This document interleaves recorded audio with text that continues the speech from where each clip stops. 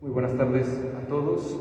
De parte del Apostolado de Nahuchi Puebla, les damos la bienvenida a esta conferencia sobre el mártir don José García Farfán, primer mártir de la Guerra Cristera, que este suelo angelopolitano ha tenido la dicha de ser fecundado por primera vez por su sangre, siendo pues el primer mártir de toda esta persecución en nuestra patria.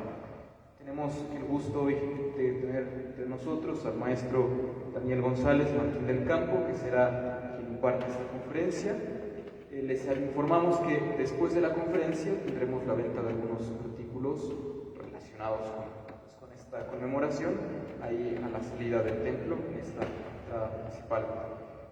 La Junta Directiva de Nahuchi Puebla les da la bienvenida, la licenciada Raquel Domínguez, la licenciada Clara Zamudio, les damos la bienvenida y bueno, pues esperamos que sea fructífera esta conferencia que vamos a tener aquí hoy. Cedo la palabra entonces a la presidenta. El maestro Daniel González Martín del Campo es licenciado en Relaciones Internacionales y maestro en Estudios Históricos por la UPAEP. Cuenta con diplomados en Teología y Archivística Eclesiástica por la Universidad Pontificia de México. Es profesor de licenciatura y maestría en las universidades Anáhuac, Puebla y UPAEP, en la que también es miembro del Centro de Estudios Guadalupanos y donde colabora en los proyectos del Diccionario de Historia Cultural de la Iglesia en América Latina y la Cátedra Anacleto González Flores. Es coordinador de logística del comité organizador de la procesión del Viernes Santo en Puebla, postulante a escudero en la Orden Ecuestre del Santo Sepulcro de Jerusalén y novicio seglar de la Orden de Predicadores. Ha dictado conferencias, escrito capítulos de libros y publicado artículos académicos sobre teología, liturgia, historia de México, la Guerra Cristera y el acontecimiento guadalupano, y es por eso que nos honra recibirlo el día de hoy para que nos dicte esta conferencia sobre el mártir don José García Farfán. Aproximadamente la conferencia dura 1 hora y al final habrá un tiempo de preguntas y respuestas. Bienvenido. Pues, buenas tardes a todos, para mí es un gusto acompañarlos en esta tarde y pues le agradezco a Nahuchi Puebla por la invitación y también al rector del templo por prestarnos este espacio para dar la conferencia. La conferencia tiene por título Puebla heroica y mártir, la Angelópolis en la Guerra Cristera, y particularmente quiero que nos centremos en algunas cosas que son poco conocidas. Cuando hablamos de la Guerra Cristera, usualmente lo primero que pensamos es el Bajío, ¿no? Pensamos en Jalisco, pensamos en Zacatecas, Durango, algunos un poco que conocen un poco más, pues piensan en la Ciudad de México con el Padre Pro, pero Puebla usualmente es un lugar que queda pues bastante abandonado a la hora de hablar de la Guerra Cristera.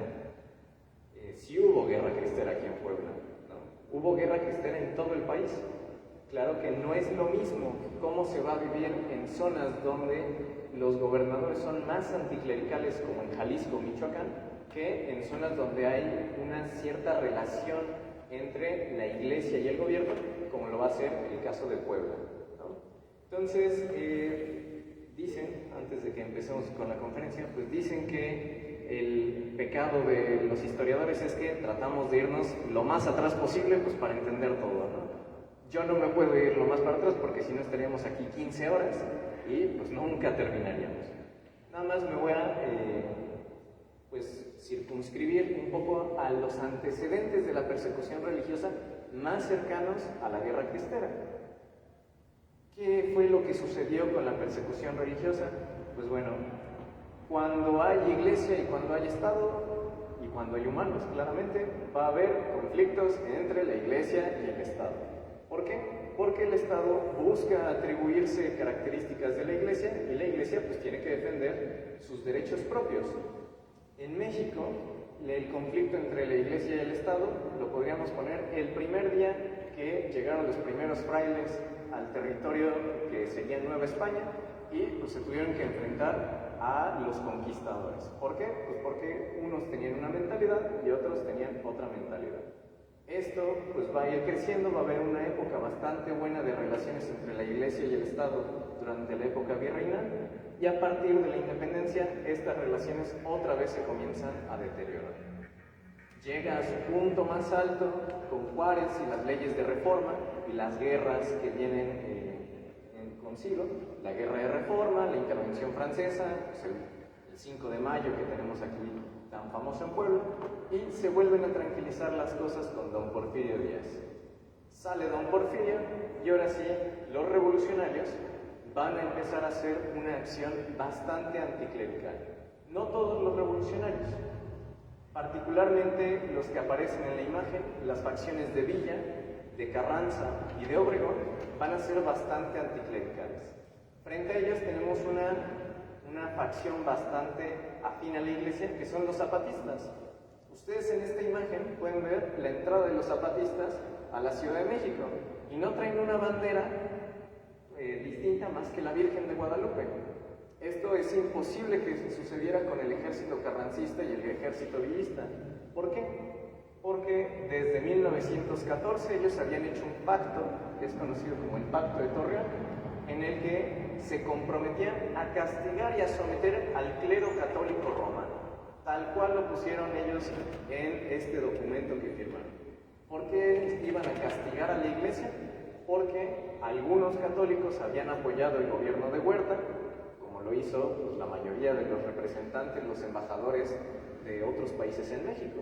O sea, era una cosa muy normal, pero se reconoce o se identifica al clero como si fueran ellos los que habían propiciado esta ayuda a Huerta.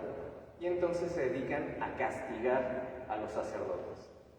De este grupo es muy conocida la vida del mártir David Galván. No sé si ustedes hayan escuchado de él. El padre David Galván era un sacerdote que en Guadalajara, después de los combates entre villistas y carrancistas, fue al campo de batalla y les daba la extrema unción a los que habían combatido. Pues estaba cumpliendo su labor como sacerdote. Y en cambio, los carrancistas lo tomaron prisionero y lo fusilaron. Ahora lo llamamos San David Galván.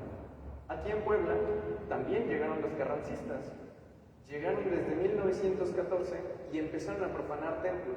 Particularmente en Analco lo convirtieron en un cuartel de soldados federales, bueno, de soldados carrancistas, y hubo saqueo en muchos templos.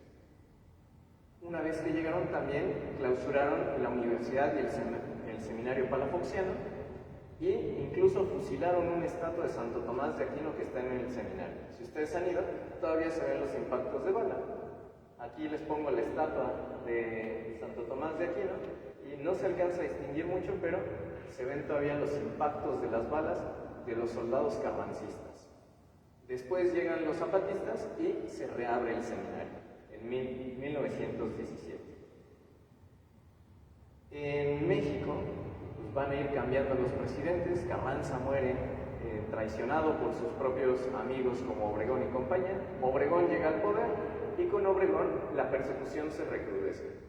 En 1921 hay un atentado en contra de la Virgen de Guadalupe, se pone un cartucho de dinamita en las flores, se revienta, se escucha la explosión a 2 kilómetros y la imagen sale intacta. Otras cosas que también suceden en estos años, pues van a ir incrementando, se van a poner bombas en las puertas del arzobispado de Guadalajara, el de Morelia, el de Ciudad de México. Va a haber una matanza de católicos por haber protestado por esas actividades que podríamos llamar hoy terroristas con toda la palabra, y la violencia va escalando hasta 1925, cuando el gobierno tiene la maravillosa idea de, pues ¿para qué nos peleamos? Nosotros no estamos peleados con la Iglesia, según ellos, estamos peleados con que los sacerdotes sirvan a un poder extranjero. ¿A qué poder extranjero? Al Papa. Entonces, pues si tenemos una iglesia aquí en México, pues muy al estilo anglicano, muy al estilo de algunas iglesias ortodoxas que tenían muy buena relación con sus gobiernos, pues no pasa nada. Y entonces deciden fundar una iglesia católica nacional mexicana. ¿Cuánta gente creen que se va a unir a esa iglesia? Pues los empleados de gobierno. ¿Por qué? Porque querían quedar bien con el señor presidente, ¿no? Querían quedar bien y que no los despidieran de sus puestos. Los católicos se dan cuenta que esto es una burla. ¿A quién ponen de patriarca? Pues ponen a un sacerdote que había sido sacerdote de la Catedral de México y que lo habían corrido por alcoholismo, por denuncias de abuso, por denuncias de robo. Entonces, pues, ¿a qué árbol se están arrimando, no? Si esa es la cabeza de su iglesia, no me imagino cómo está el resto de la iglesia. Esta iglesia va a generar mucho temor aquí en Puebla. ¿Por qué? Porque desde la época de la Guerra de Reforma, los templos le pertenecen al gobierno. Los puede prestar o dar en un comodato a la iglesia, pero los templos le pertenecen al gobierno. Y entonces empieza a correrse el rumor aquí en la ciudad de que el gobierno del estado le va a dar templos como el de la Santa Cruz allá en San Francisco a esta iglesia cismática, a esta iglesia falsa. ¿Qué creen que hizo la gente? Pues empezaron a organizar y dijeron, necesitamos una manera en la que nosotros respondamos a estas realidades. La respuesta de la iglesia va a ser la creación de una organización que se llama la Liga Nacional Defensora de la Libertad Religiosa. Nombre chiquito, ¿verdad? En adelante le voy a decir la Liga, entonces cuando diga la Liga, pues ya sabemos qué es esta organización. ¿Para qué surge esta organización? Pues ellos lo ponen en su documento fundacional, la conquista de la libertad religiosa y de todas las libertades derivadas de ella en el orden social y económico. Y van a poner muy claramente al final, por los medios adecuados que las circunstancias fueran imponiendo. Entonces, en esta época, la lucha va a ser una lucha cívica. Se va a buscar cambiar las leyes, juntar firmas, boicotear al gobierno, todo de forma pacífica, pero la Liga sabe que puede que no sea suficiente. Y entonces dejan esta puertita para los medios que fueran imponiendo.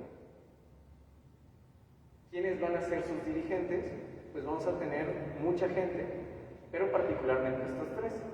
El licenciado Rafael Ceniceros y Villarreal, que había pertenecido al Partido Católico Nacional y había sido gobernador de Zacatecas. El licenciado Miguel Palomar y Vizcarra, que era caballero de San Gregorio, es decir, era miembro de una orden ecuestre del Vaticano. Y un poblano, el arquitecto José González Pacheco. Él descendía de una familia de oaxaqueños que se habían venido a vivir a Puebla y se encargaba pues mucho de la producción de volantes. Ellos tres van a estar en Ciudad de México escondidos y van a firmar documentos con seudónimos, porque el gobierno está buscando quiénes son. En particular, el arquitecto José González Pacheco, su seudónimo era José Tello, y vivió escondido durante 3 años en la Ciudad de México. Si ven, el presidente, y había 2 vicepresidentes, y diríamos, pues, ¿para qué 2 vicepresidentes? Pues por si a uno lo encontraban y lo mataban, el otro pudiera tomar sus funciones automáticamente. Para la ciudad de Puebla, el contexto, ya había una organización de laicos y de sacerdotes en distintas agrupaciones. Los Caballeros de Colón se fundaron en 1909 en la ciudad y tenían 2 círculos bastante grandes dentro de la ciudad. La Acción Católica de la Juventud Mexicana, la ACJM, se fundó en 1918 y tenía muchos miembros, no solamente en la ciudad de Puebla, sino en varios poblados cercanos. Y finalmente la Liga Nacional, pues, se funda a partir de 1925. Junto con ellos había otras organizaciones. Por ejemplo, las mujeres que no podían pertenecer ni a los Caballeros de Colón ni a la ACJM tenían la Asociación de Damas Católicas Mexicanas, que después se va a transformar en la Unión de Damas Católicas Mexicanas y va a tener una serie de cambios en su estructura. Pero ellas solitas tenían cerca de 2,000 personas afiliadas en Puebla, en la Ciudad de Libres y en Amozoc. Es decir, era una organización bastante grande para la época. La ACJM en el estado de Puebla tenía 21 grupos. No sé cuántos tenga la ACJM el día de hoy, pero 21 grupos en esa época era estar en casi todas las poblaciones importantes. Estaban en Puebla, en Cholula, en Tepeaca, en Tochimilco, en Huejotzingo, puse 2 veces Tepeaca, pero era Amozoc, el otro pueblo, en San Martín Texmelucan. ¿Qué organización católica el día de hoy tiene tantos grupos tan bien organizados? Casi ninguna, ¿no? Pero en esa época era una gran cantidad de católicos la que estaba organizada. Se funda también la 8ª región de la Liga Nacional Defensora de la Libertad Religiosa. Ahora sí que ellos son un poco trampa porque son los mismos miembros de los otros organismos que se afilian a la Liga. Pero eso hace que no sean solo las 2000 mujeres, sino las 2000 mujeres de la Asociación de Damas, más los 2000 del ACJM, más los de la Adoración Nocturna, más los de cada una de las cofradías. Entonces, para 1926 había ya una organización de laicos y de sacerdotes en el estado de Puebla. Llega el año 1926 y se empieza a aproximar la guerra. Digo, estamos en el centenario. Con el gobierno de Puebla va a empezar a haber conflictos desde el 16 de febrero, porque este señor que ustedes ven en imagen, Claudio N. Tirado, que era el gobernador del estado, va a mandar una circular en la que dice que se van a cerrar todos los colegios católicos a menos que cambien algunas cosas. ¿Qué tenían que cambiar? Quitarle el nombre de santos, quitar imágenes religiosas de las escuelas, quitar agrupaciones religiosas. Entonces, si era una escuela lasallista, pues tendrá que ser lasallista sin los lasallistas, ¿no? Porque hay que sacarlos, y no puede haber ceremonias religiosas. Es decir, si se rezaba el rosario, si había misa dentro de las instalaciones de la escuela, se iban a clausurar. Hoy diríamos que esto es una medida tonta, ¿no? O sea, ¿por qué no podía haber estas cuestiones dentro de una iglesia que era, de una escuela que era abiertamente católica? Pues en esa época no se veía así. ¿Cuál va a ser la respuesta del gobierno, de la iglesia? Monseñor Pedro Vera y Suria, que era el arzobispo de la ciudad de Puebla, pide a los colegios que cumplan la ley. Es decir, que se quiten los nombres de santos, que se quiten las imágenes, con tal de mantener la paz. Y entonces dice, no es que estemos abandonando la educación, la estamos cambiando de lugar. A los padres de familia ahora les toca dar esa educación católica en sus casas. A nosotros, el clero, nos toca dar esa educación en los templos. Y va a mandar una carta el 5 de abril, porque ya veía venir Monseñor Beneisuria que las cosas no se iban a quedar ahí. No iba a ser nada más el tema de las escuelas. Lo que seguía era que el gobierno podía dictaminar cuántos sacerdotes podía haber en el estado. Hoy diríamos, pues, ni que fueran empleados de gobierno, pero en ese momento así se veía. En Puebla, la carta de Monseñor Vera y Suria logra obtener una ventaja, y es que en toda la ciudad se permite que haya un sacerdote por cada 4000 habitantes, que podemos decir que suena como muy poquito, pero a comparación de otros estados fue una cosa enorme. Sonora, ¿cuántas veces más grande es Sonora que Puebla? Un chorro. Y en Sonora había un sacerdote por cada 10,000 habitantes, es decir, la mitad de lo que podría haber en Puebla. Chihuahua, ¿cuánto más grande es Chihuahua que Puebla? Enorme, y las distancias son mucho más grandes, y hay un sacerdote por cada 9,000 habitantes. El estado más radical va a ser Tabasco, con el gobernador Garrido Canaval, que se llamaba a sí mismo el enemigo personal de Dios. Yo no creo que Dios ni lo pelara, ¿no? Señor, ¿qué? Pero él va a poner que haya solo 6 sacerdotes en todo el estado. Durango pone 25 sacerdotes para todo el estado, Tlaxcala pone 36. 36, Tlaxcala es una cosa chiquititita. Y el arzobispo de Puebla va a protestar porque solamente se permiten 36, porque se está viendo que para una población de 200,000 habitantes, 36 es nada. Pero aún así, Puebla logra salir bastante mejor que otros estados. El arzobispo incluso va a decir a los periódicos, no hay un problema religioso en Puebla porque el Congreso local lo evita. Es decir, el arzobispo tenía muy buena comunicación con los diputados y se moderaba. Aunque decía que iba a haber uno por cada 4,000 habitantes, la realidad es que en el estado no se expulsan a tantos sacerdotes. Hay más sacerdotes y los templos siguen llenos de gente. La guerra se va a empezar a volver inminente en todo el país a raíz de la Ley Calles. Esta Ley Calles, que su nombre real es la Ley sobre Delitos y Faltas en Materia de Culto Religioso y Disciplina Externa, lo que va a hacer es, va a poner una serie de medidas que buscan ya estrangular a la Iglesia. ¿Qué medidas venían con la Ley Calles? Todos los sacerdotes tienen que ser mexicanos. Puebla en particular tenía muchos sacerdotes españoles. Todos estos tienen que ser expulsados del país.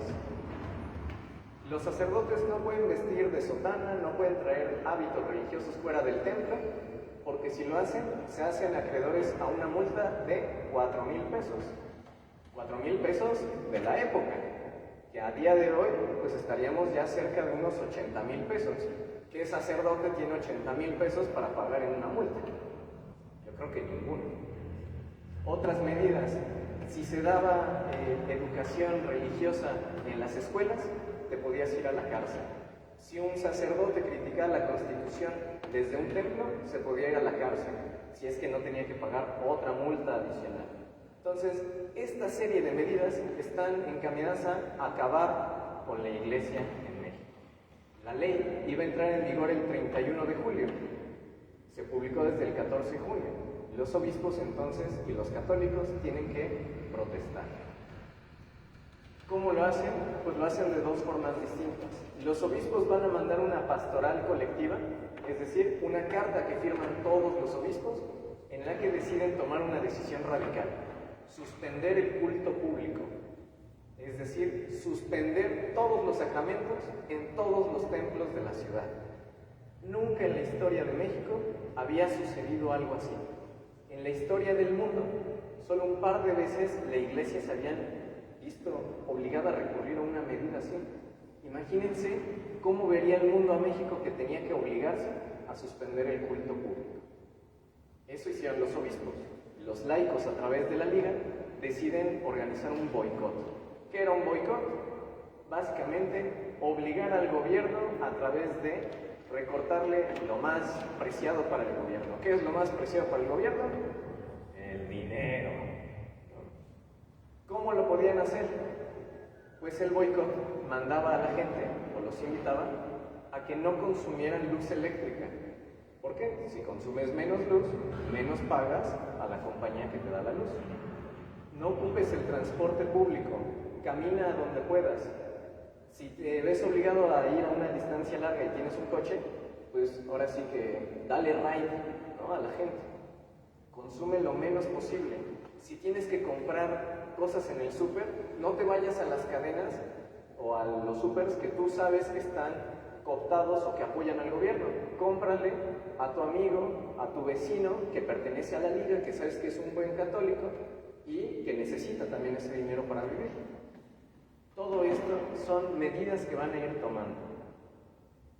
Y nos podríamos preguntar, ¿cuándo comienza la guerra cristera? Si preguntáramos ahorita, pues probablemente habría muchas respuestas. ¿Y por qué? Pues porque las hay. Algunas posibles respuestas podría ser que podríamos decir que la guerra comenzó cuando se suspendió el culto por primera vez en la República. Pero ¿qué creen? No fue el 31 de julio. Los primeros en suspender el culto público fueron los católicos de Colima, porque ahí el gobierno había metido leyes más violentas que después vendrían ya con la Ley Calles. Podríamos decir que empezó el 29 de julio aquí en Puebla con la muerte del primer mártir, José García Farfán. Podría ser. Podríamos decir también que la guerra comenzó cuando hubo los primeros combates, ya no simplemente un mártir, sino una respuesta del pueblo, como en Guadalajara y en Zaguayo el 3 y 4 de agosto. O cuando ya un primer ejército cristero toma una población que estaba en manos de los federales el 29 de agosto con la toma de Oaxaca y el Alto. Entonces, hay muchas respuestas. ¿Cuál es la correcta? Pues en la historia no buscamos una respuesta correcta. Lo que buscamos es entender el proceso. Vamos a ver entonces qué sucedió con José García Farfán. José García Farfán, conocido entre la gente que lo visitaba como Don Pepito, no era poblano. En realidad él había nacido en Tlaxcala, en Tlaxco, en 1860, y se había mudado desde bastante joven a la ciudad de Puebla. ¿A qué se dedicaba don Pepito? Pues don Pepito era una de esas personas católicas que tenía una tienda, una miscelánea. Tenía un comercio de abarrotes en lo que ahora es el barrio del Alto. Dice la crónica que estaba en la esquina de las calles del Portalillo y del Piojo. No sabríamos ahorita cuáles son con esas referencias, pero la del Portalillo es la 6 Norte, si no me equivoco. Y esta foto es una de las pocas que he encontrado que parece representar a José García Farfán con las cosas de su tienda. José García Farfán tenía 66 años, estaba casado y todo el mundo lo conocía como un hombre de recia contextura, fuerte y activo a pesar de sus 60 años, católico sincero y piadoso, con un carácter impetuoso e irascible. Como buena persona, pues tenemos todos nuestros defectos y don Pepito no era exento, no era un Superman que fuera perfecto, pero él trabajaba en sí mismo. Don José García Farfán era muy amigo del padre Joaquín Cardoso. El padre Joaquín Cardoso era un jesuita en la Ciudad de México, él sí era poblano, pero se había ido para allá, que después de la guerra va a escribir este libro que ustedes ven en pantalla, El Martirologio Católico de Nuestros Días. Y Joaquín Cardoso relata los últimos días de don José García Farfán. Dice que lo fue a visitar a la Ciudad de México y ahí don José compró mucha propaganda de la Liga. ¿Por qué? Pues porque había que dar a conocer las medidas, había que invitar a la gente a donar, a participar en el boicot. Se lleva una serie de carteles con distintos títulos. Decían Viva Cristo Rey, Viva la Virgen de Guadalupe, Católico defiende tu fe, apoya el boicot, no mandes a tus hijos a la escuela pública. No era una propaganda, por así decirlo, malvada, era algo lícito. Y dice Joaquín Cardoso que en esa última conversación que tiene con don Pepito le dice: hay que hacer algo, padre, hay que hacer algo. Yo estoy dispuesto a dar mi vida si es necesario, pero hay que hacer algo para detener esta serie de tonterías en contra de nuestra religión. Y le dijo también: se avecina una época de martirios. No lo dude, padre. Si yo pudiera ser mártir de Cristo, si yo pudiera. Esas fueron las últimas palabras que le dio don Pepito al padre Joaquín Cardoso. No sabía don Pepito que a los pocos días de esa reunión se le iba a cumplir su deseo, que era ser mártir de Cristo. En la mañana del 28 de julio, a pocos días de que entrara en vigor la ley Calles y se suspendiera el culto público, dice que don Pepito se despertó como con algo en la mente, decía: algo se aproxima. Y entonces le dijo a su esposa: vamos a comulgar aquí al templo de San Francisco. Y regresó a su tienda, que estaba cerca, antes de las 10 de la mañana. ¿Por qué sabemos que regresó antes de las 10 de la mañana? Porque a las 11 de la mañana recibió una visita inesperada. La visita del general Juan Gualberto Amaya y del general Daniel Sánchez, que era el responsable del ejército aquí en la ciudad de Puebla. A las 11 de la mañana llegaron, vieron que el escaparate de la tienda de don Pepito estaba cubierto con la publicidad de la Liga, y entonces le mandan al ayudante que vaya con don Pepito.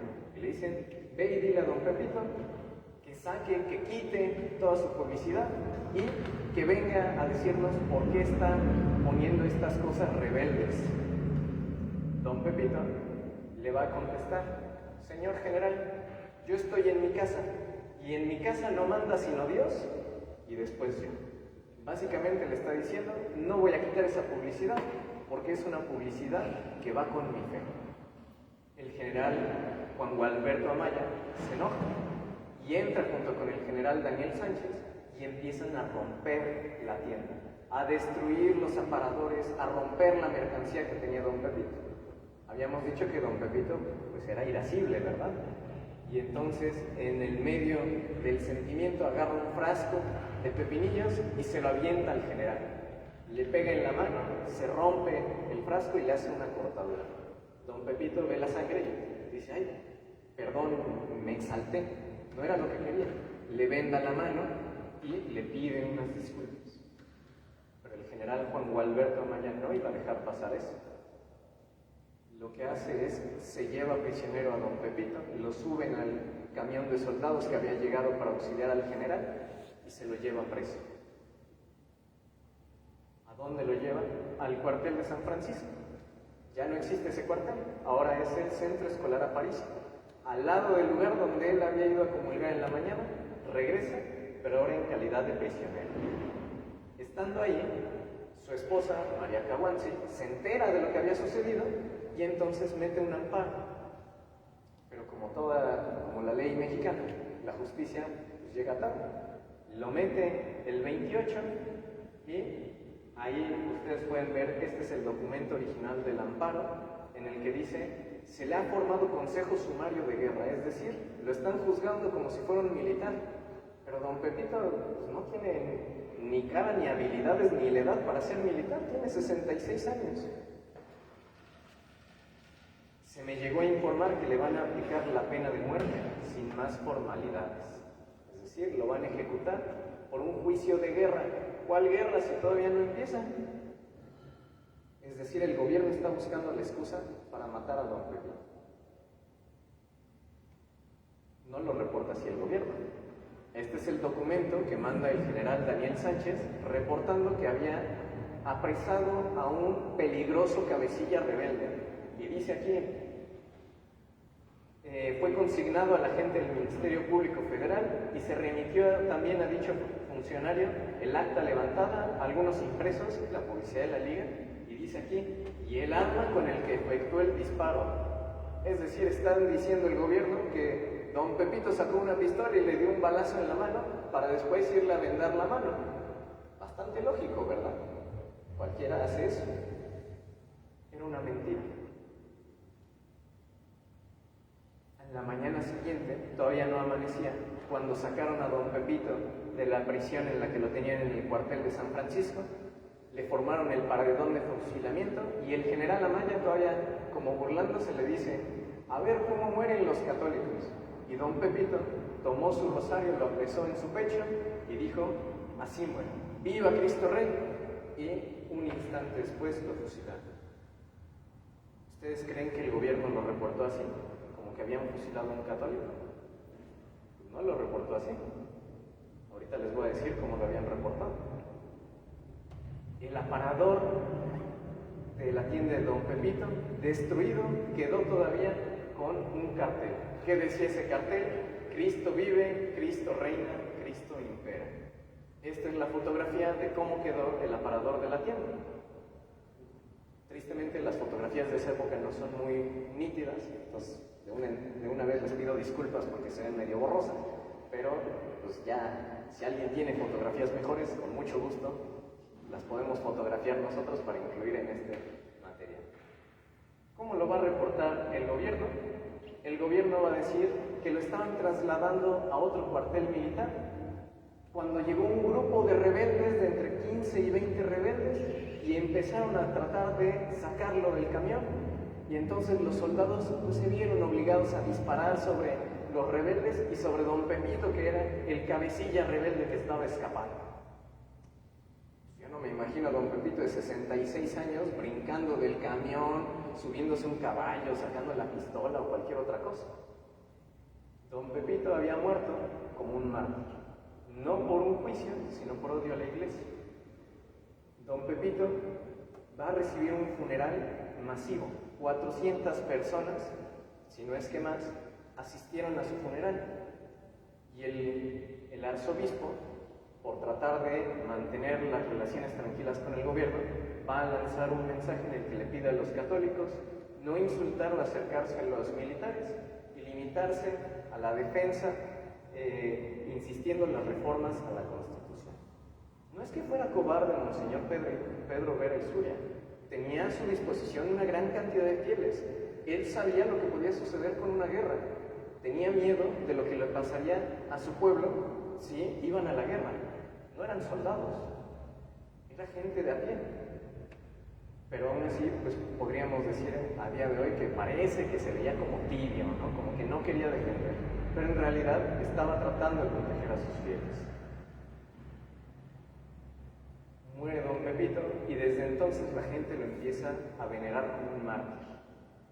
Dicen incluso que se juntaron vasos en los que se guardó sangre de él. ¿Qué sucedió con esos vasos? No sabemos. Yo no he visto ninguno y no he escuchado después de las crónicas de esa época qué sucedía. Pero la gente tenía devoción. Incluso por eso tenemos este cuadro. Este cuadro muy probablemente lo pintó el padre jesuita Gonzalo Carrasco y es uno de los retratos de don Pepito con su distintivo de la adoración nocturna, y en el sol dice "Viva Cristo Rey", las últimas palabras que dijo don Pepito. Tendremos que dejar a nuestro mártir un momento para continuar con lo que sucedió con la guerra.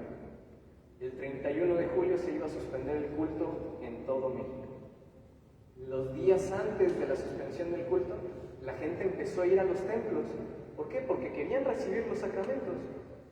Dicen incluso que el 28 de julio, la Catedral de Puebla tuvo más de 300 matrimonios. No sé qué templo el día de hoy tenga 300 matrimonios en un solo día, ¿no? No nos daríamos abasto. Pero ese día los sacerdotes tuvieron que hacerlo.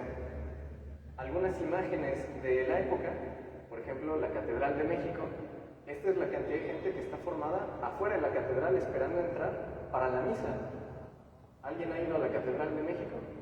Es un templo muy grande. Entonces imagínense, si había fila para entrar, ¿cómo estaría adentro? Atascado. Otros templos, en ese entonces pues no era tan común que hubiera bancas, pero miren la cantidad de gente que está esperando para recibir los sacramentos por una última vez. Aquí en Puebla se empiezan a nombrar juntas vecinales para hacerse cargo de los templos. Como hay una buena relación con el señor gobernador, muchos de los templos van a terminar en juntas de católicos. Y aquí los caballeros de Colón van a jugar un papel importante. Ellos, pues la mayoría eran señores pues distinguidos en la sociedad poblana y se les entregan los templos más importantes. La catedral, el Sagrario Metropolitano y el Templo de la Compañía, para que ellos los cuiden. Y entonces los caballeros de Colón se van a encargar de evitar que venga la gente a robarse algo del templo en el que no hay sacramentos. Otros templos, como por ejemplo el de Santo Domingo, donde está la Capilla del Rosario, van a permanecer abiertos.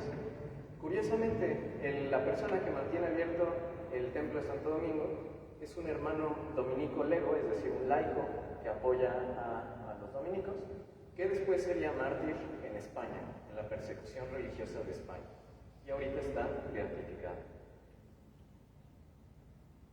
Regresando a la pregunta, ¿cuándo empezó la Guerra Cristera?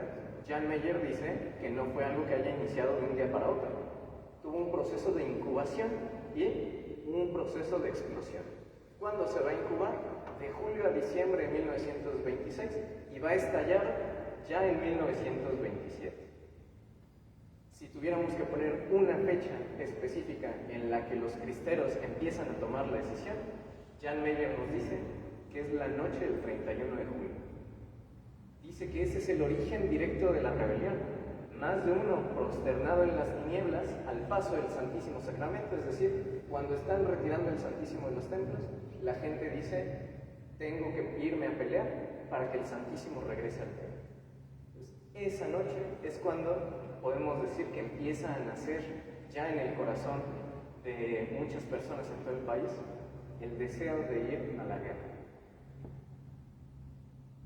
La iglesia va a estar dividida, no todos están a favor de la guerra cristera, va a haber unos muy a favor, por ejemplo, Monseñor Manríquez de Huejutla, Monseñor Valverde de León, Monseñor González y Valencia de Durango, todos ellos van a Roma, piden permiso para que los cristianos, los católicos se lancen a la guerra y en Roma reciben la aprobación. Dicen, es un derecho de los católicos la defensa armada de sus derechos.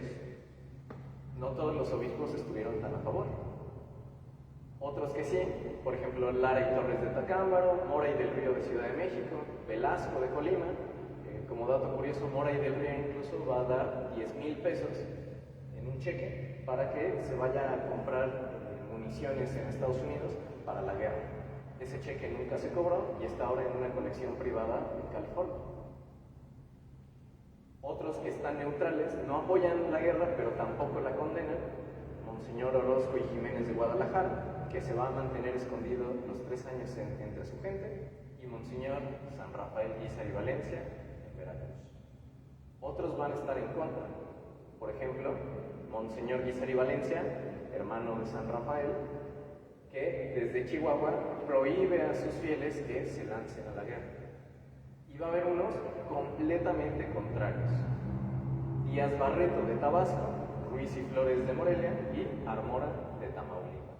Ellos 3 son los obispos que más van a trabajar en contra de los cristeros. No porque no los quisieran, sino porque ellos no apoyaban la guerra y querían solucionarlo de otra manera propia. ¿Y el de Puebla? ¿Cuál de estos 3 campos quedará? ¿A favor, neutral, en contra? Y entre los en contra, radicalmente en contra. ¿Dónde creen que habrá quedado?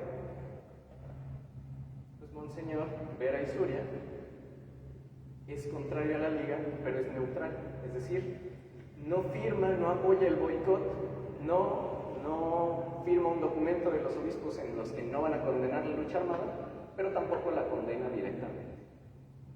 Él creía que estas cosas lo único que estaban haciendo era hostigar al gobierno y que eso llevaría a males peores. Pues algo tenía de razón, algo también estaba equivocado. Monseñor Vera Isuria, a pesar de haber de no apoyar a los cristeros, va a ser incluso exiliado. Y en su exilio, del 22 de abril de 1927 hasta julio de 1929, va a escribir un libro llamado Diario de mi destierro. Y en ese diario está pensando mucho en sus fieles, en sus sacerdotes que están escondidos, en sus fieles, en sus monjas, en toda esta gente que quedó abandonada sin pastor. Mientras tanto, él se ve obligado a vivir en Estados Unidos, en San Antonio, Texas, y de ahí aprovecha y se va a Roma para hacer su visita ad limina, una visita que los obispos tienen que hacer al Papa cada cierto tiempo, y también conoce varios países en Europa para aprender el funcionamiento de la acción católica, particularmente en Italia y en Bélgica. Entramos entonces ya a la guerra cristera. Pero pues nos tendremos que preguntar quién es un cristero. ¿Todos los católicos eran cristeros? ¿Ninguno? ¿Algunos? Tendríamos que definir quién es un cristero. Los católicos en esa época van a tener 2 opciones. Una, colaboran con el gobierno y te vuelves un católico colaboracionista. O puedes resistir a las medidas del gobierno. Pero la resistencia tiene muchos tipos distintos. Si tú resistes activamente y tomas las armas, eres un cristero. Solamente son cristeros los que toman las armas y se van a pelear.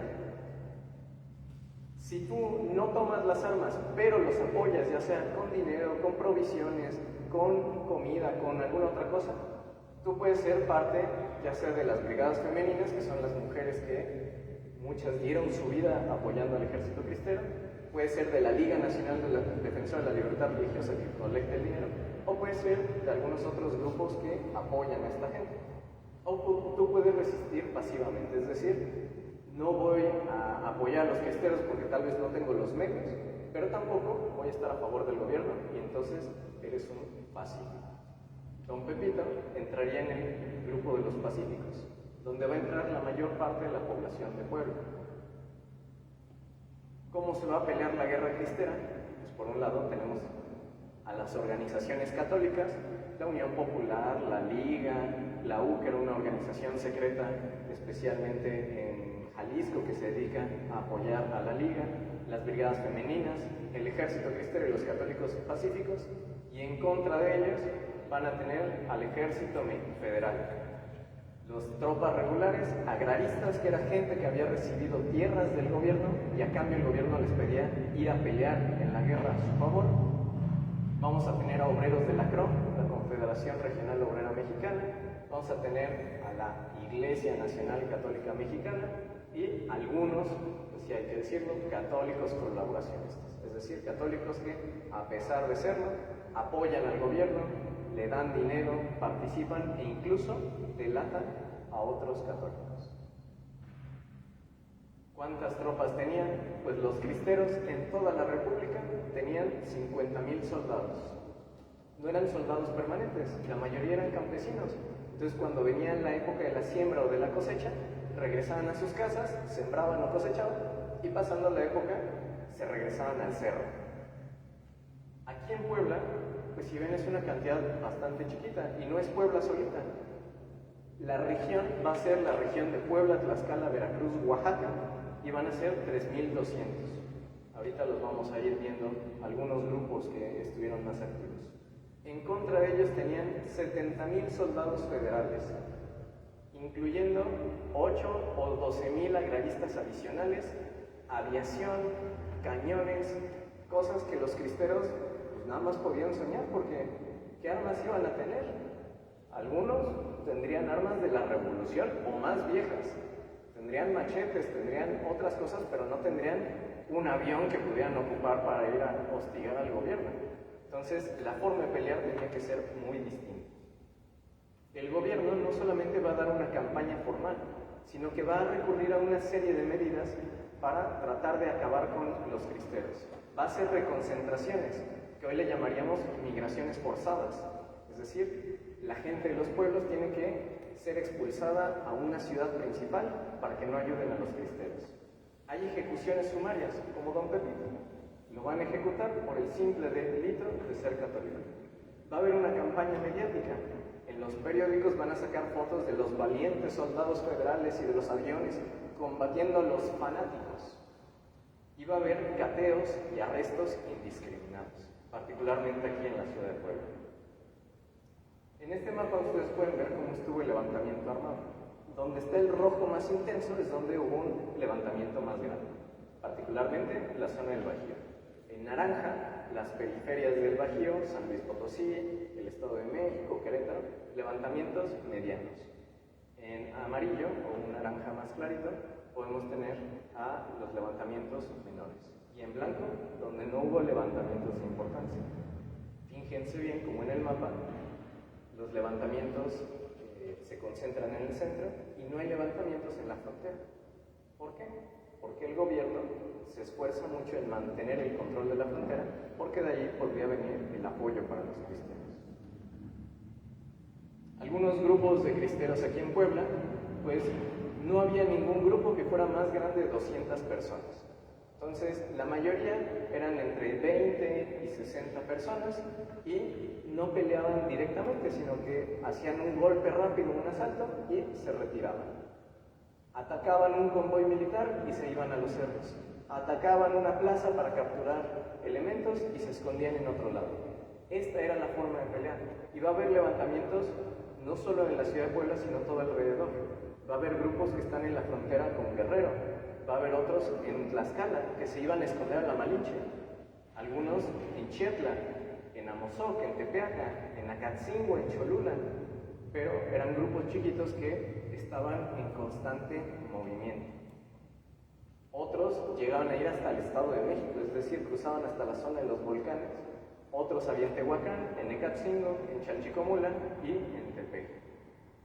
Aquí estos mapas, que son del ahora doctor José Luis Sánchez Gavi, muestra pues, las poblaciones en las que hubo ataques de los cristeros. Que si ven, pues estaban muy dispersas, es decir, no estaban unidos esos cristeros, eran grupos que actuaban de forma independiente. Hace un par de semanas en Amozoc incluso se hizo una conmemoración de algunos cristeros que habían estado en Amozoc y se develó esta placa. Si ustedes se meten al Facebook de la Acción Católica de la Juventud Mexicana de Amozoc, van a poder ver la historia de algunos de ellos. Los cristeros de Amozoc, y es uno de los pocos detalles o historias que conocemos muy bien, fueron capturados después de un combate de varias horas en el cerro de Sotsocola y fueron fusilados el 12 de julio de 1928 en Amozoc y se les captura una bandera. El resto de los cristeros sabían que habían perdido esa bandera y entonces atacan la plaza de Amozoc con tal de recuperar la bandera. ¿Quieren ver la bandera que fueron a recuperar? Esta es la única bandera que tenemos nosotros de los cristeros de Puebla. Si hubo otras, se han perdido, estarán en alguna colección privada, alguien las tendrá en su casa y no se acuerda de ellas, pero esta es la única que nosotros tenemos. Y Y es una bandera curiosa porque está pintado de los dos lados. De este lado tiene a la Virgen de Guadalupe, que dice salva nuestra patria, conserva nuestra fe, y abajo, cruzados de oriente. Y del otro lado dice viva Cristo Rey, venga a nuestro reino, y abajo el listón dice humilla y confunde a tus enemigos. Estos cristeros que habían ido a pelear y recuperaron la bandera estaban apoyados desde la ciudad de Puebla. En la ciudad mucha gente no se iba a pelear, pero sí juntaban dinero o les daban otro tipo de ayudas. Una de las personas que más los va a ayudar va a ser el que aparece en esta imagen, José de la Luz León. José de la Luz era un joven en esa época que el día de su boda, el 11 de junio de 1927, tiene que mandar esta invitación, que se las leo porque está muy chiquito, pero dice: Señor, hoy nos unimos ante ti, si lo que te hemos ofrecido lo aceptas, ayúdanos o impídenoslo. Mañana trataremos de ayudar para que tú reines y la iglesia sea libre en México. Luego, pues, los nombres de los que se van a casar, y abajo: participan usted que el día 11 del corriente celebrarán su matrimonio. La ceremonia será en casa particular debido a la persecución que la iglesia y los sacerdotes confrontan. La hora y dirección se las comunicaremos personalmente. Este señor, don José de la Luz, incluso va a pasar su luna de miel encerrado en la policía de aquí de Puebla. ¿Por qué? Porque el día que están de luna de miel, uno pensaría que se irían a la playa o se irían de viaje. Él y su esposa se dedicaban a imprimir volantes a favor de los cristeros y los agarró la policía y los metieron a prisión en la luna de miel. Y entonces él contaba después que había sido, no se arrepentía de nada y que si pudiera cambiar su luna de miel tampoco lo haría, porque ¿quién puede decir que pasó preso su luna de miel por Cristo Rey? Dentro de la guerra va a suceder que un católico llamado José León Toral, curiosamente era el esposo de mi tía abuela, va a matar al presidente Obregón. Y eso va a ocasionar que aquí en Puebla suceda una serie de cateos. ¿A quién van a agarrar? Pues a José de la Luz León, que se apellidaba igual, no eran familiares, pero dicen, pues seguro que está metido. Y entonces aquí en la ciudad de Puebla va a haber cateos, va a haber arrestos y se va a clausurar el seminario palafoxiano. Sus dirigentes, el rector Nicanor Gutiérrez, junto con otros sacerdotes, van a ser llevados presos a la Ciudad de México, incluyendo a Ignacio Márquez, que después sería arzobispo de Puebla. Entonces era ayudante del rector y después llega a ser arzobispo. Junto con ellos se cierran otros colegios católicos que, a pesar de que no habían cambiado sus estatutos, pues seguían trabajando y seguían dando educación católica. Nos tenemos que hacer la pregunta: ¿creen ustedes que podían ganar los católicos?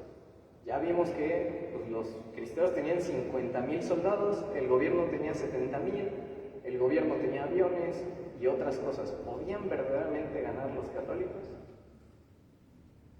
Pues el mismo Jan Meyer, este investigador, dice que para 1928 los cristianos no podían ser vencidos. No podían ser vencidos. El gobierno lo había intentado y fracasaba.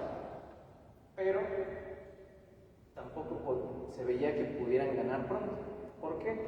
Porque al gobierno de México lo sostenía el gobierno de los Estados Unidos. Entonces, hubo campañas en Estados Unidos de católicos buscando que el gobierno de Estados Unidos dejara de apoyar al gobierno de México. No se va a lograr, no da el tiempo para la guerra, pero se intentó. ¿Cómo va a terminar la guerra? Pues se van a juntar muchas cosas. Una, va a morir el líder de los cristeros a nivel nacional, que era el general Gorostieta. Según unos documentos que he podido consultar hace poquito, los mismos cristeros pensaban que fue a traición. Es decir, que uno de ellos lo había traicionado, lo había vendido. Ya, si descubro algo, se los digo, pero mientras tanto, todo dice que fue un accidente que lo encontraron y lo mataron. Y los obispos, que estaban más opuestos a los cristeros, que ya habíamos visto, Monseñor Pascual Díaz y Barreto de Tabasco y Monseñor Leopoldo Ruiz y Flores de Morelia, van a empezar a entablar relaciones con el presidente el nuevo presidente, porque Obregón estaba muerto, Emilio Portes Gil. Ellos, sin consultar al resto de los obispos, van a tener una reunión con el presidente en Chapultepec. Y en Chapultepec le van a decir: señor presidente, nosotros queremos que la iglesia y el gobierno vuelvan a estar en paz, pero necesitamos que usted nos garantice que va a quitar las leyes anticlericales.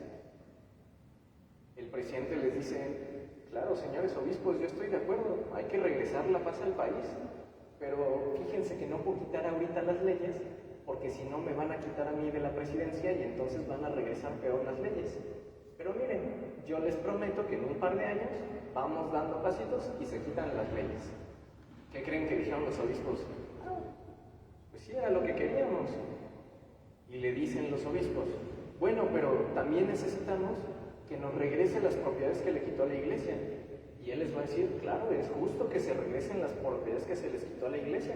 Se las vamos a ir regresando de a poquito. Y los obispos le dicen: pero tenemos a nuestros hijos que están en el ejército cristero y están peleando.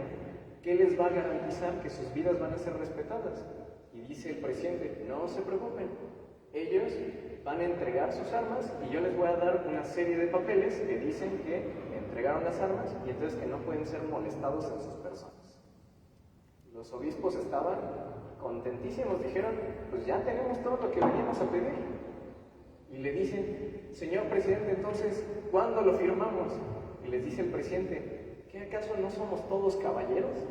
¿Ustedes no van a cumplir su palabra? ¿O creen que yo no voy a cumplir mi palabra?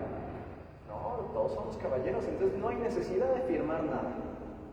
Y los obispos, bastante confiados, dicen: pues ya nos dio su palabra.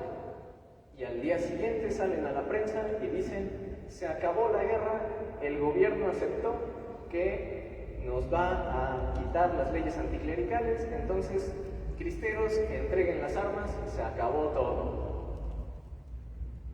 Pasa un mes y el señor presidente sale a la prensa y dice: no sé qué están diciendo esos señores obispos. En la reunión ellos aceptaron que se iban a someter a las leyes mexicanas tal como estaban puestas. Es decir, no voy a cumplir mi palabra. ¿Dónde está la evidencia que dicen esos obispos que yo les prometí? A ver, que me muestren un papel firmado que diga que yo prometí que yo iba a quitar las leyes, les iba a regresar los templos y íbamos a respetar las leyes. Los obispos entonces pues quedaron humillados. Ya no tenían forma de comprobar que lo que les había dicho el presidente era verdad. Aquí en Puebla la guerra no va a terminar en julio, en realidad terminó un poco antes. ¿Por qué? Porque el 2 de febrero de 1929 llegó un nuevo gobernador, Leónides Andrio Almazán, que él abiertamente se decía católico y trabajaba en pro de los católicos. Había protestado contra la persecución religiosa, había condenado al gobierno de Calles por sus medidas anticlericales y entonces él tiene una comunicación con el arzobispo y dice: vamos a tener que inscribir a todos los sacerdotes en un registro, y el arzobispo dice: va, con tal de que no se apliquen medidas peores. Entonces, básicamente la guerra acabó aquí en Puebla como había comenzado, con un arreglo entre el gobernador y el obispo. Se va a reinaugurar el culto público aquí en Puebla el 7 de julio. Se va a entregar la Catedral, el Sagrario Metropolitano, la Compañía, San José, la Santa Cruz, San Marcos y Santa Clara, y va a regresar el arzobispo Vera Isuria el 9 de julio. Esta imagen que les pongo yo aquí es la primera misa que hubo después de la reanudación de cultos. Es la medianoche de ese 7 de julio, y si ven, es en catedral. Va a regresar el arzobispo y la gente va a estar muy contenta de recibirlo. Entonces, ahorita les voy a mostrar algunas imágenes de esa recepción. Esta es la gente que fue a recibir a Monseñor Vera Isuria a la estación de trenes que ahora es el Museo del Ferrocarril Mexicano. Y esta es la cantidad de gente que había ese día. ¿Cuántas personas eran? Pues toda la ciudad prácticamente. Llegando a catedral, vean cómo hay gente trepada a la reja. O sea, miles y miles de personas recibiendo al obispo. Y aquí está la primera misa pontifical que él celebra, con él vestido de pontifical en catedral el 9 de julio. La guerra no terminó ahí. Aunque se habían firmado los arreglos, algunos cristeros siguieron combatiendo, pero la mayoría entregó las armas. El arquitecto González Pacheco, José Tello que habíamos hablado al inicio, regresó a su vida normal y en 1932 es secuestrado, torturado y asesinado y lo dejan a la orilla del río. En 1934 va a empezar la Segunda Guerra Cristera en Puebla y esa guerra cristera va a estar propiciada, va a ser mucho más grande aquí en Puebla que lo que había sido la primera. Si en la primera hubo 3,000 soldados en toda la zona, en la segunda aquí hay 15,000. Casi toda la Segunda Guerra Cristera fue en el estado de Puebla. Se mezclan muchas cosas, no podemos ahorita entrar en esos temas, pero allí es donde podemos ver que la segunda fue más fuerte. Y en esta imagen que les pongo, estas son las mujeres de la Cruzada Nacional Guadalupana, y si ven, traen la bandera de los cristeros. Todas esas cosas las va a guardar el señor José de la Luz León, y cuando ya estaba grande, va a venir una persona de una universidad de Estados Unidos y le dice: yo te quiero comprar todo lo que tienes de la guerra cristera, porque sé que tú tienes banderas y tienes el archivo y otras cosas. Entonces yo te lo quiero comprar para que se vaya a Estados Unidos. Y el señor José de la Luz León le dice: no, si tengo que dar las cosas, quiero que se queden en la ciudad de Puebla y que se las quede una institución católica. No es por echarme publicidad, no es porque sea de la UPAEP, pero se va a poner en contacto con el rector de la UPAEP y se va a realizar el donativo de muchas cosas. Las fotos que les mostré de la bandera es del Museo UPAEP.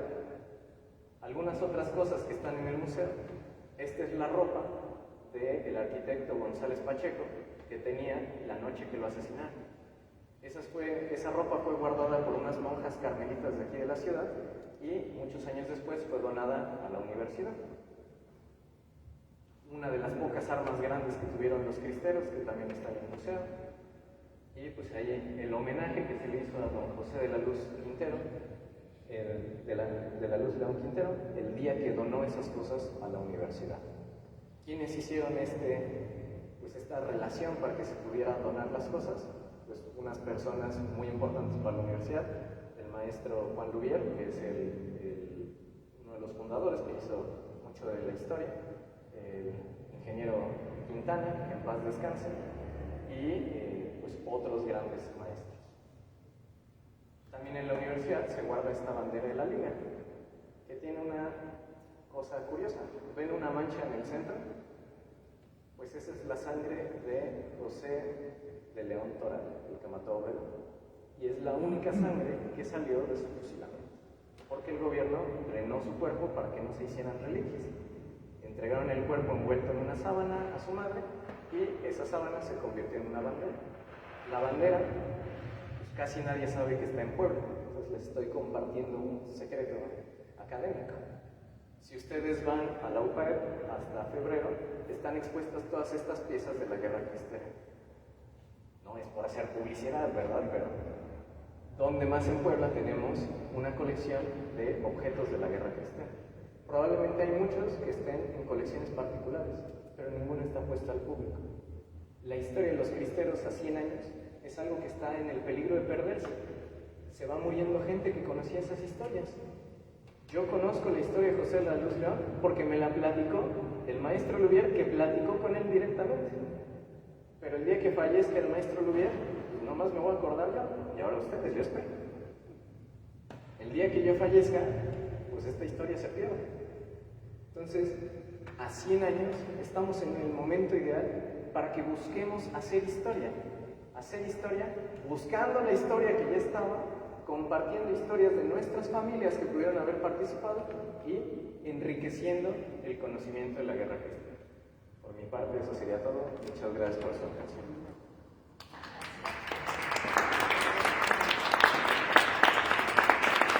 Gracias, maestro. Vamos a dar paso ahora a un espacio de preguntas. Entonces, para la gente que está siguiendo la transmisión, si tienen alguna duda, déjenla ahí, por favor, en los comentarios y ahorita la leemos. Y para los que están aquí presentes, vamos a pedirles que levanten la mano, nos va a dar tiempo que Pero bueno, levanten la mano, pues el maestro responderá las más que se puedan. Entonces, bueno, pues por favor, si alguien tiene alguna duda. Dicen que cuando no hay dudas es que o todo quedó claro o no se entendió nada, ¿no? Entonces, ¿hay una duda por allá? Si se puede acercar un poquito más, para que no da hasta allá el micrófono, perdón. ¿Aún existe la iglesia que todo el gobierno en estos días? Sí, la Iglesia Católica Nacional Mexicana todavía existe. Tuvo varias divisiones en los 30s.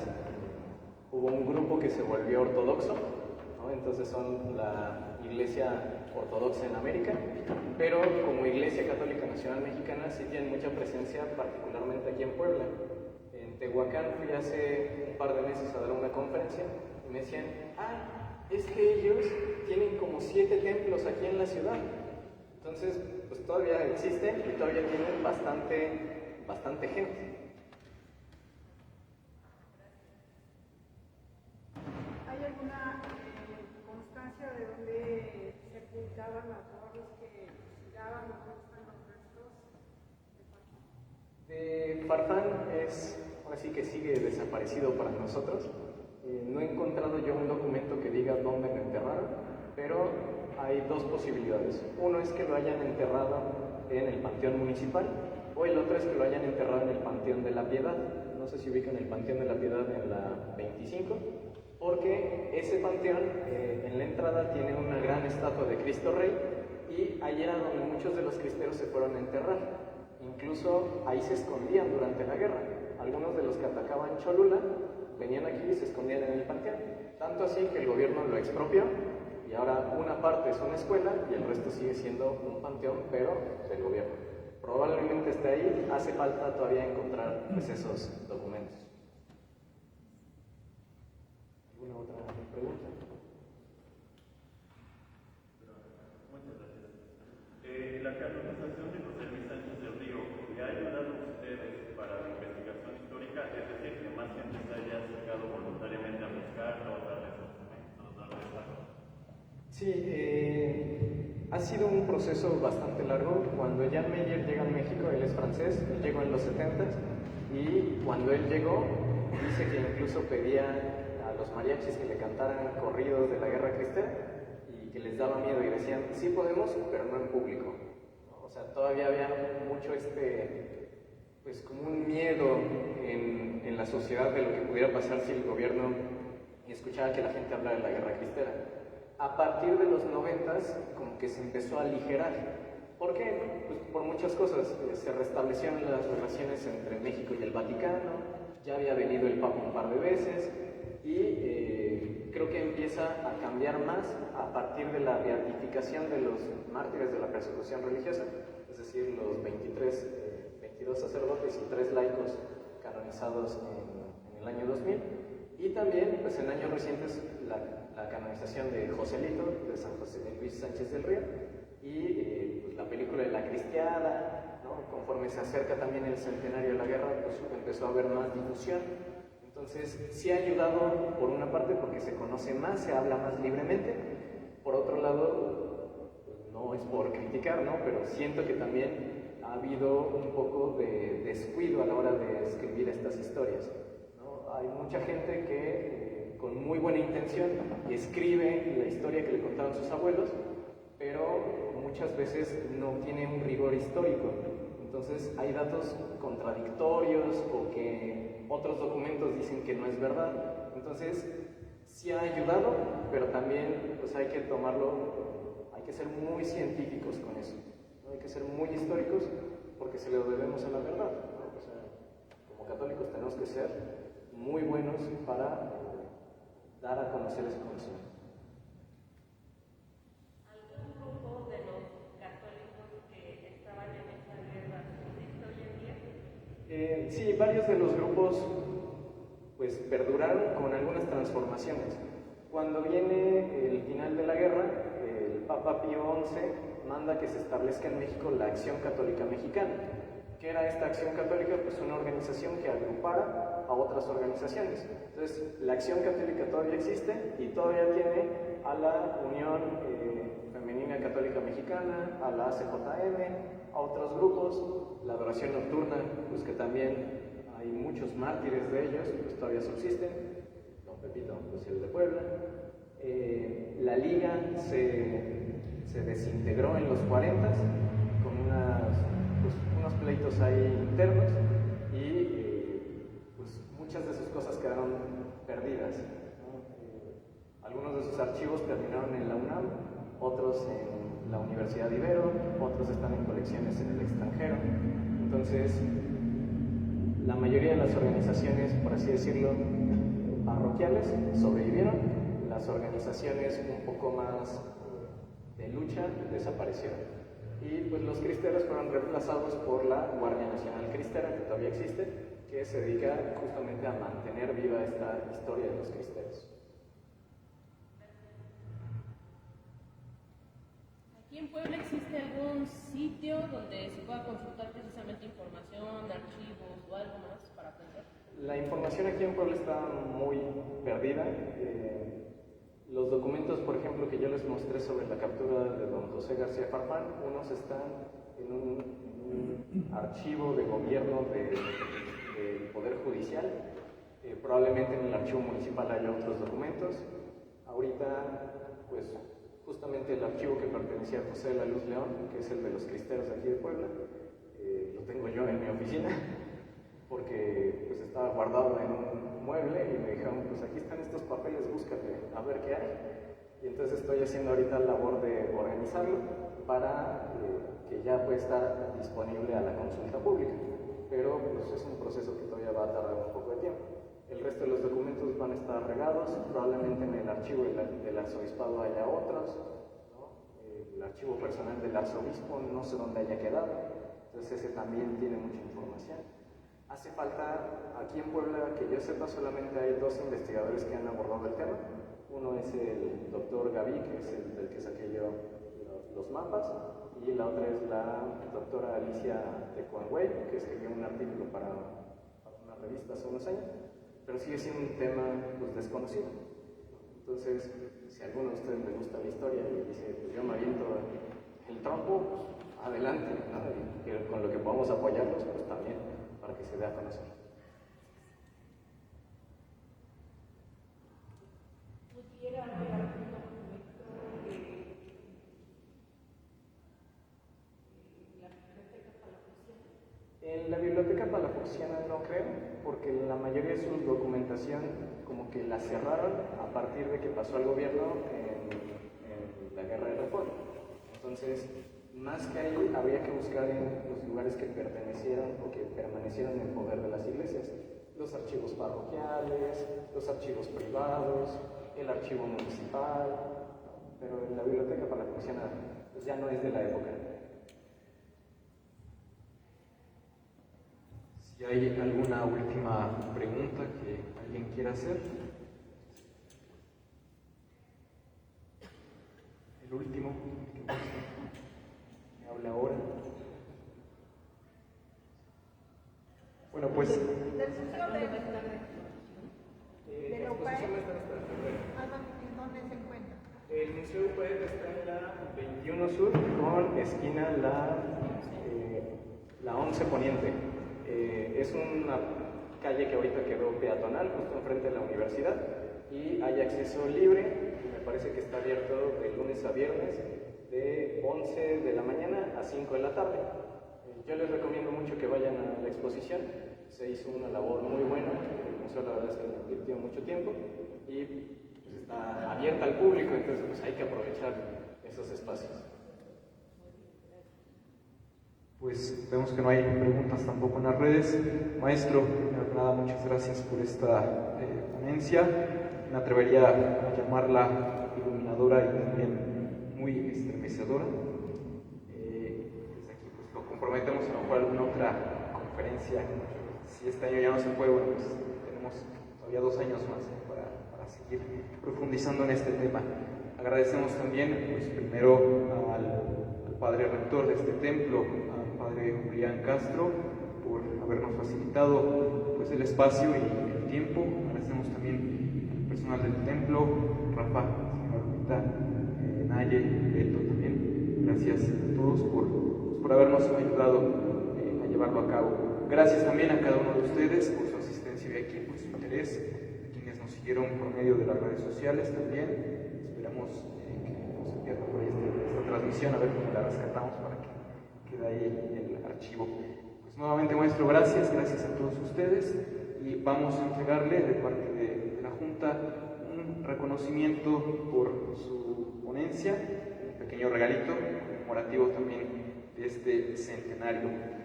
Pasamos también ahora a continuación con la licenciada Raquel para una invitación.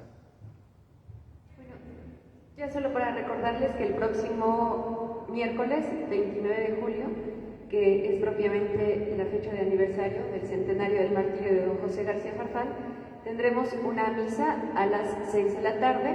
Quienes gusten asistir, será en ese templo de la Inmaculada Concepción, 7 Poniente y 16 de septiembre, para conmemorar, para seguir honrando a nuestro mártir poblano, el próximo miércoles a las 6 de la tarde.